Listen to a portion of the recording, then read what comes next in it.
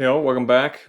I wanted to use this second video here to talk briefly about the second theme that I think is important in the first half of the book, and indeed in the entire book. So the first theme that we talked about in the last video was the loss of identity. I want to talk here about Coraline's relationship to the other mother, or really relationships to both of her mothers.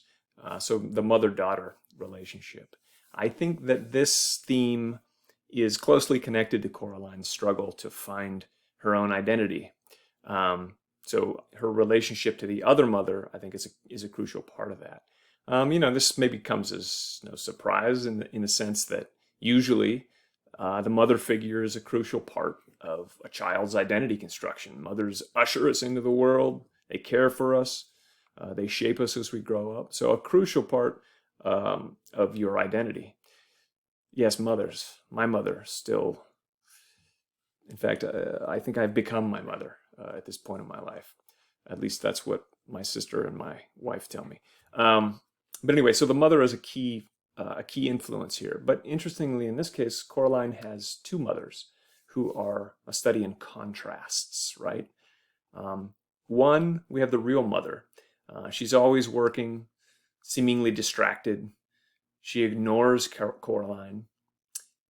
And I think interestingly, she's resistant to Coraline's self-assertion. When Coraline does try to assert herself, the real mother resists this and says no, right? Remember the scene, this is early in the book on page 21 when they go to buy clothes in this chapter.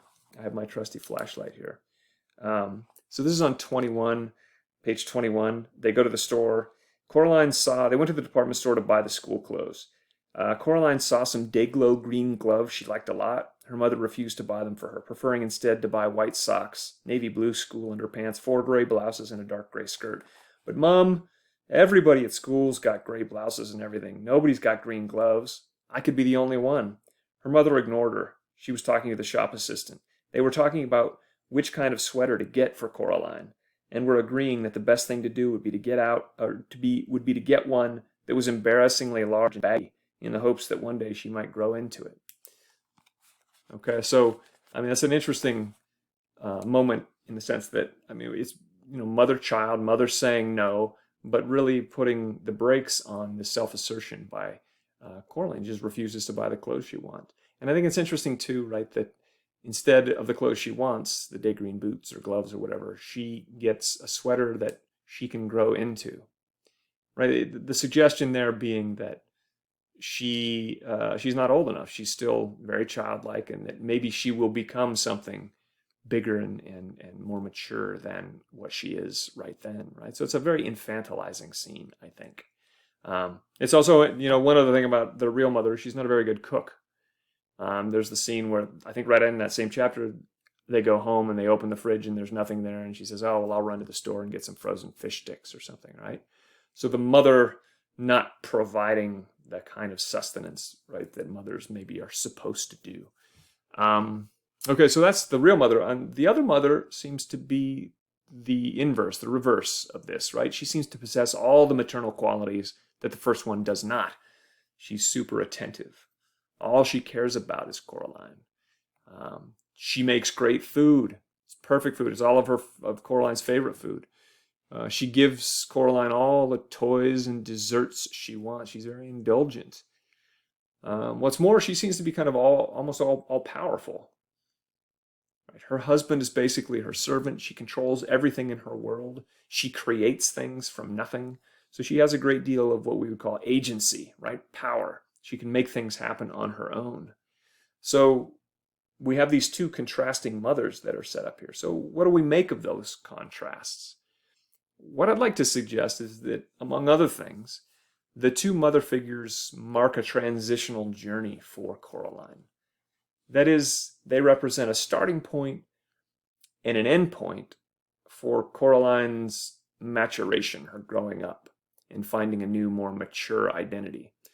So we get a starting point and an end point. We're back to the alpha and omega, the A and the O in the name that I was talking about earlier. I'm going to make my career on that observation. Yeah, but as I see it, the other mother works the other mother works as a projection of Coraline's younger, less mature self. What do I mean by that? I mean that the other mother seems to embody most of the more childish characteristics of Coraline. She's selfish, right? Everything is for her. Everything is for her. She's greedy. She wants to keep all the children. She wants to get them all. She gets them, sticks them in the mirror or whatever. But so she's selfish. She's greedy. She's spoiled, right? In the sense that eat whatever you want. Have whatever you want. You're spoiled. The other mother gets whatever she wants, just like Coraline can have whatever she wants in this world. So these selfishness, this greediness, this spoiled thing, these are all like little kids, right? So the other mother then kind of embodies maybe the characteristics that Coraline herself has at this starting point, maybe in the story, right? She's a little kid and she has these. I don't want to eat that. Right, so the other mother's a version of Coraline herself in this way. Remember that Coraline wants her parents to pay attention to her, pay attention to me. She refuses to eat food that she doesn't like, etc. So she's very childish, childlike in that way. And so the other mother becomes a kind of horrific exaggeration of Coraline's own desires. I think that's one way we could look at her. So I see the other mother in that way. I see her as a metaphor for where Coraline begins the story. Then as the story unfolds, she seems to evolve. Coraline seems to evolve to make her way toward a different place, a place that's perhaps closer to her real mother. In this way, I think she moves towards finding her identity. But I'll leave that last bit for the Friday follow-up video. In fact, I think I'll end it there. And you guys have got some perusal prompts to work on. Okay, see you soon.